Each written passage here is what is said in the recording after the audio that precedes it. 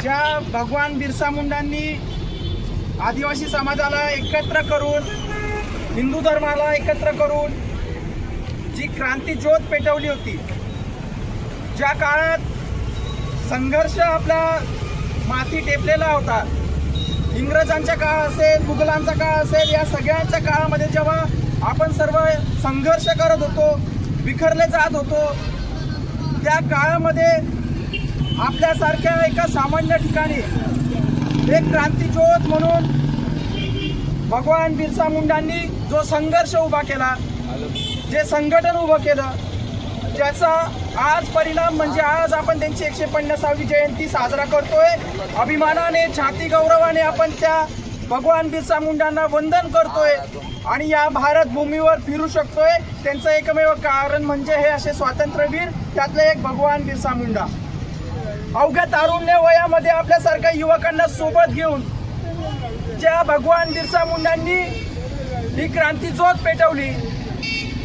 अहो, आजकालचे युवक तारुण्य वयामध्ये वाया जातात, व्यसनाधीन होतात, पण त्या काळातले युवा म्हणजे भगवान बिरसा मुंडांसारख्या अवघ्या तारुण्य वयामध्ये आपला जीव या भूमीसाठी अर्पण केले, आपल्या समाजासाठी त्यांनी धार्मिक कार्य उभं केलं। एवढ्या संघर्षामध्ये त्या काळात त्यांनी आपली निधड्या छातीने या भारत भूमीचा सेवा केलं। आज त्या स्वातंत्र्य सैनिकांना मानवंदना देण्याचं काम आपण या ठिकाणी करतोय। या ठिकाणी आपल्यासारख्या युवकांनी भगवान बिरसा मुंडा जयंती निमित्तानं प्रण केला पाहिजे। त्यारे आपल्या आयुष्यात जे संघर्ष असतील ते पार करून या भारत भूमीसाठी आणि आपल्या समाजासाठी आम्ही एकत्र येऊ। जे स्वप्न भगवान बिरसा मुंडांनी पाहिले, जे स्वप्न अनेक स्वातंत्र्यवीरांनी पाहिले, त्या सगळ्यांचं स्वप्न साकार करण्यासाठी ही युवा पिढी एकत्र येईल आणि या नंदुरबार शहराची शान असलेली आदिवासी समाजाची पिढी, आदिवासी समाजाच्या मुलांनी आणि एकत्र येऊन सर्व हिंदू धर्माच्या लोकांनी या जिल्ह्यातून जी क्रांती ज्योत पेटली होती, या समाजाने जी क्रांती केली होती, ती न विसरता परत एकदा त्या क्रांतीच्या ज्या मशाली आपण आपल्या हातात घेतल्या पाहिजे आणि या समाजाने जी क्रांती घडवली होती तिची परत एकदा इतिहासाची उजळणी या जिल्ह्यातून आपण देशभरात करून देऊ शकतो। म्हणून आपली ताकद कमी नाहीये। या दिवशी 150वी जयंती साजरा करत असताना अभिमानाने छाती फुलून उठते।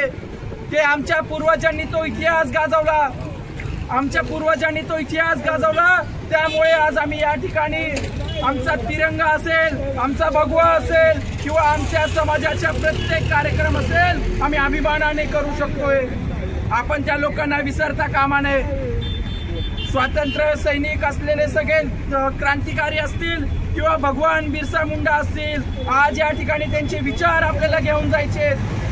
या ठिकाणी फक्त जयंती साजरी नाही करायची, तर आपल्या आयुष्यात त्यांनी केलेले कार्य असतील हे सगळे आपल्याला अंगीभूत करायचे आणि आपल्यामधून देखील भगवान बिरसा मुंडा तयार होतील। आपले त्यांचे गुण आपल्या अंगात येतील आणि आपल्या हातून या समाजा हिताचं काम होईल, या देश हिताचं कार्य होईल।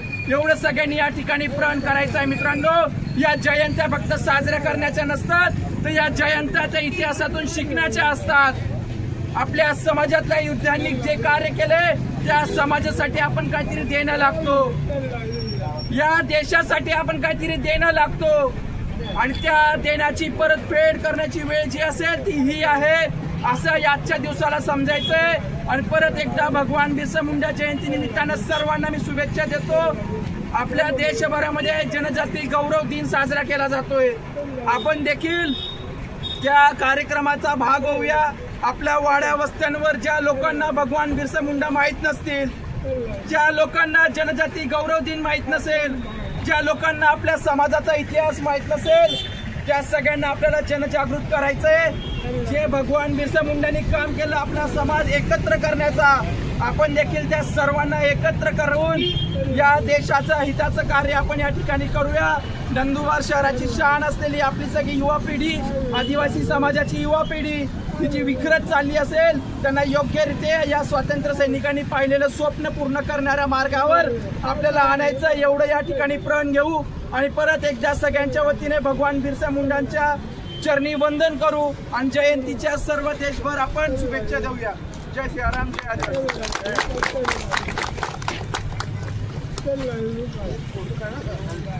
अजू पुढे मागे अण्णा नाही ते करा.